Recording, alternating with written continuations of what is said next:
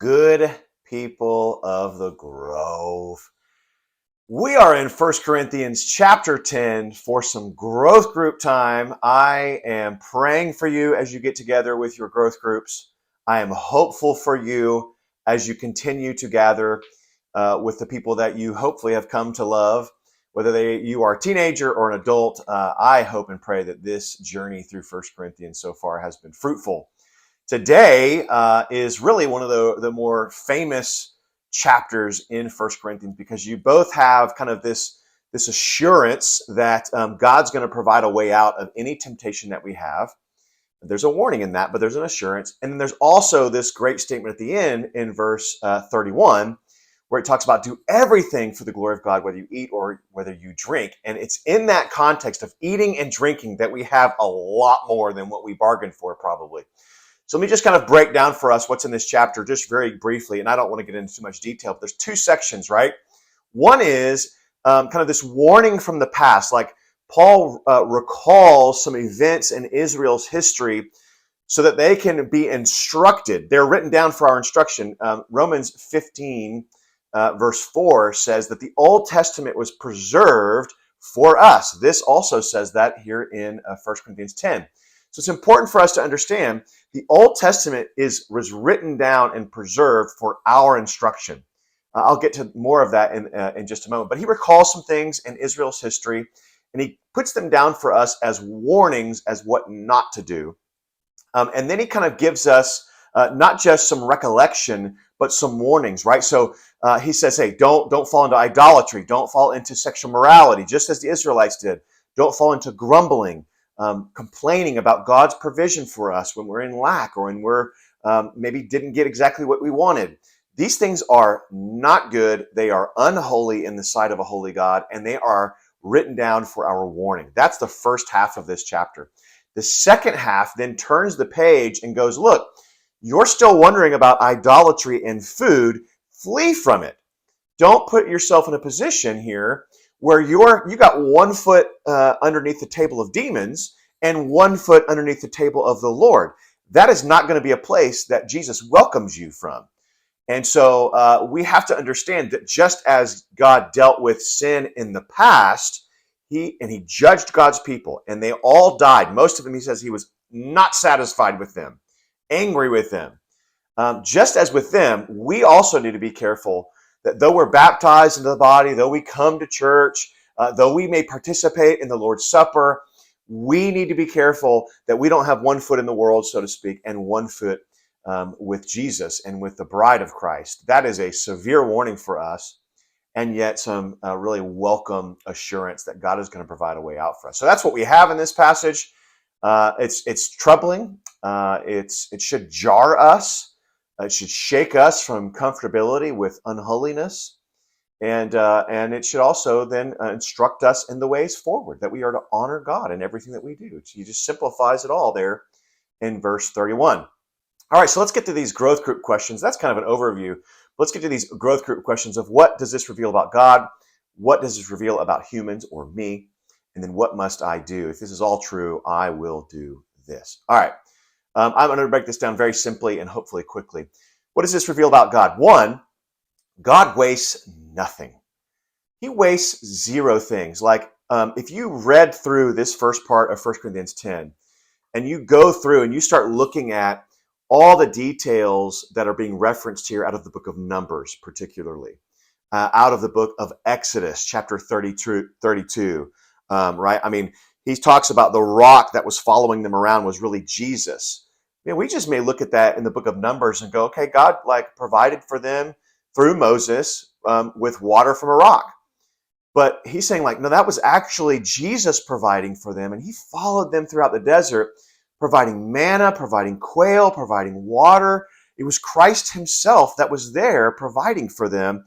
Nothing is wasted in the eyes of God. All the details of the Old Testament are there for our instruction, there for our encouragement, there for warning us that this, well, I'll get to the second part, right?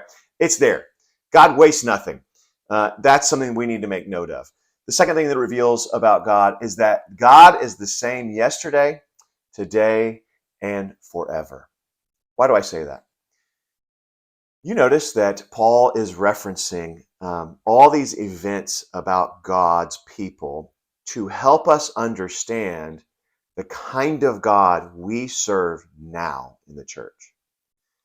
A lot of people in the church, or a lot of people stay out of the church because they look at the God of the Old Testament and they go, well, I don't believe in that God. Well, Paul is here to say that God that was there was Jesus. I believe in Jesus, but I don't really like the Old Testament God. He's angry, he's jealous, he commits all these atrocities. No, he doesn't. We worked through that with Judges. I don't want to go through that again. But he's the same God. He is telling us right here in 1 Corinthians 10, that God that you may not agree with, that you think maybe it's a little harsh, like one of the things that's referenced here is in Numbers, I think 24 or 21, where the people of Israel, it says, whore after the gods of the Moabites. And what happens is that they bring these brides into the camp. They bring these Canaanites, these worshipers of Baal into the camp, and they start having sex with them. One of them in particular brings them with his own family. Like, hey, you're in the tent with my family. I'm going to have sex with you. And Phinehas comes and puts a spear through both of them, at one spear through both the man that was committing this idolatry and fornication, as well as the woman, meaning they were having relations at the time. When Phinehas comes and spears both of them through, and we go, whoa, man, that's harsh. Could not someone just have said, like, hey, maybe you probably shouldn't do that? No. That God right there is the same God that paid for our sins. And it's really important that we get that through our hearts and in our minds. If we want to know the way God views our sin today, it's the same way that God viewed their sin then. It deserved death. Now then, they actually got death. And today, that death was paid for by the death of Jesus. So the death was still required. It just isn't ours anymore if we believe. But if we do not believe, ours will be required of us one day, if not now. And so, my goodness, this is written down for us. And what is written down is to help instruct us about the kind of God which we love and serve. He's not just forgiving. He's also very just, very holy, and he wants us to understand his holiness as much as his love. So if you want to know how God views sin, disobedience, and obedience, we look to the Old Testament as well as the New. There was a quote that I wanted to give you guys on Sunday in my sermon, and I wasn't able to do it. I'll do it now. It's from John Piper from his book called Providence. And I think we have this bad understanding of obedience and disobedience in the church today, that somehow we think obedience is legalism. Not true. We're called to obey Jesus. We're just not called to do it to earn salvation. We do it because salvation was earned for us. See, that's the definition of legalism. It's doing things to please God, not doing things from a place where God is already pleased with us.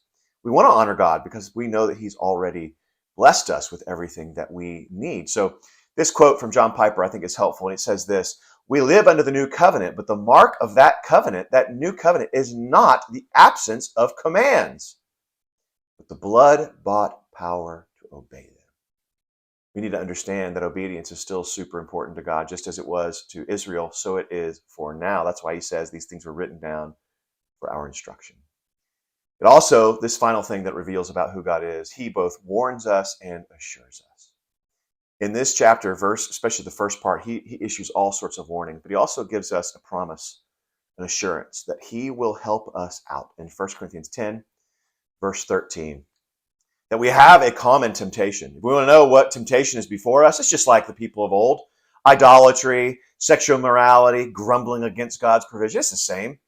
But the good news is, through Christ, is that he has provided a way out. He has given us the power to obey Jesus, to flee from sexual temptation, to flee from idolatry, he says here in verse 14 rather, and to ultimately not give ourselves over to grumbling against God.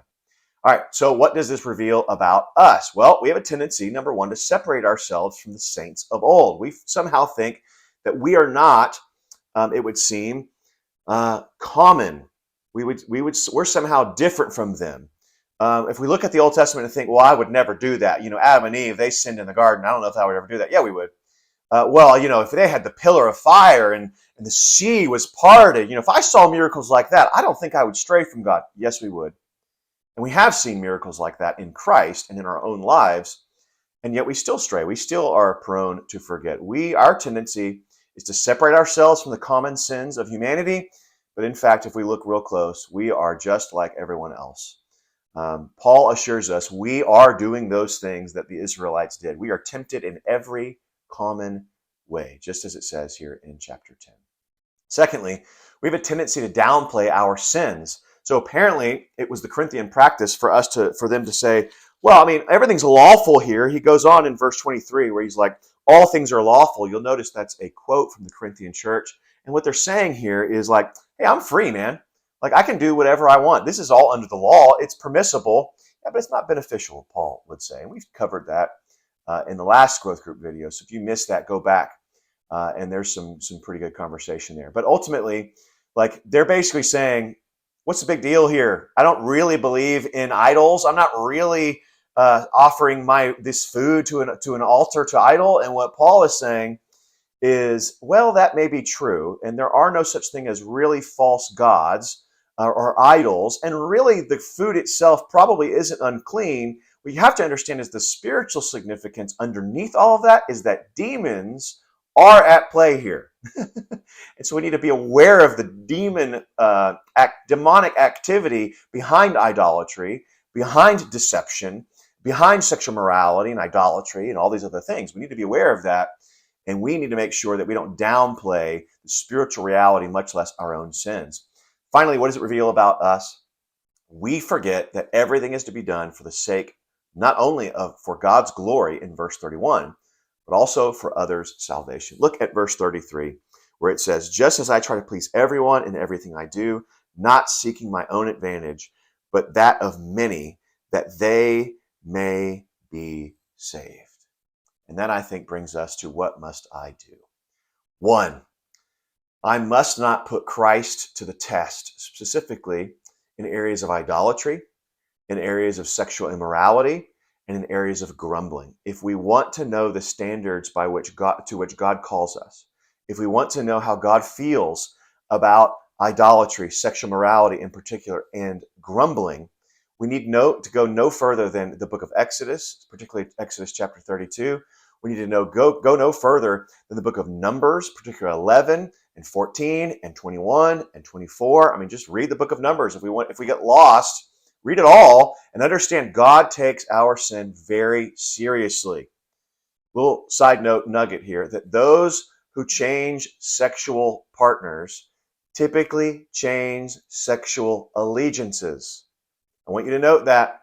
That's a common theme throughout the Old Testament, and God puts it before us in the New.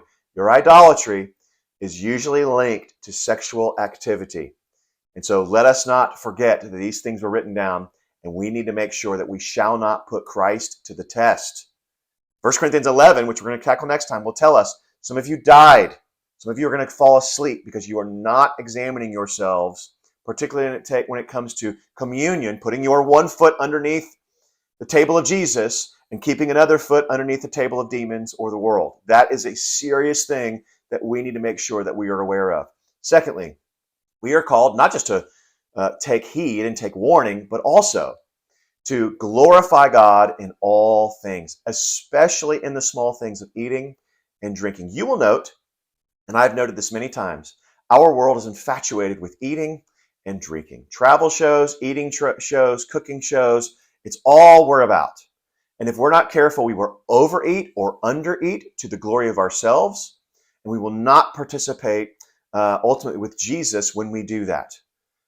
Or we will overconsume the things that we drink in alcohol or sugary drinks, and we'll do that for this glory of ourselves. And God is telling us here in 1 Corinthians 10, verse 31, is that in all things, even in the small things, we need to honor God, especially in the eating and the drinking, much less everything else. Honor our God in these things. And then finally, I think Paul tells us in chapter 11, verse 1, which is where we end this. We're not just ending in chapter 10, verse 31, but it goes on, or 33 rather, but it goes on to help us link in where he says, hey, just as in all these things, where I'm not trying to offend anyone, Jew or Greek, or even those in the church, I want to do all these things for the sake of the salvation of others. And then he says, Follow me. Be imitators of me as I follow Christ. So, friends, are we living a life where others will follow us, and when they follow us, they see Jesus? Or when they follow us, they get led astray into the gray areas of life, or we might be leading others into sin. We need to follow others, and we need to be a model for others as well to be able to follow. Hope this is helpful. Love y'all. See you soon.